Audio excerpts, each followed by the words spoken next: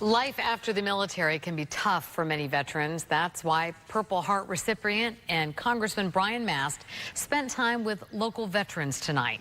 New at 11, Megan McRoberts shares his message. Well, Congressman Brian Mast told his story of surviving an explosion and overcoming the loss of his lower legs. And he told a room full of veterans that his story of success after the military doesn't have to be so different from theirs. Despite your political preference, one thing most can agree on is Congressman Brian Mast has pride in his country after serving in Afghanistan. There's nothing closer to my heart. He told a room full of veterans and students how his military story came to an end. He was working to make sure his team was safe from explosives when one detonated under his feet. Landing some 5 or 10 feet from where I was standing at that point. I was trying to figure out what exactly was the extent of my injuries. I was realizing there was a pretty good reason that I couldn't stand up. His fight to overcome grave injuries was something he helped these veterans relate to.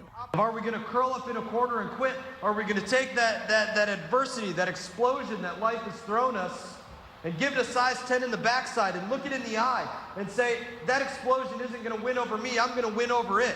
These veterans are working on moving forward in their own ways from the military by getting jobs, getting an IT education at New Horizons Computer Learning Centers of South Florida. Many of our students are in our veteran program. It's just one area organization trying to help veterans succeed. It can be difficult to find your pathway after the military. Something Mast knows firsthand, but sees how education can give veterans a solid foundation. Just trying to help veterans understand that life goes on. Hoping more employers will learn and value what veterans can offer. How those military skills transition into whatever they're looking for in the civilian workforce. And New Horizons has graduated hundreds of students here in South Florida, with many of those being veterans.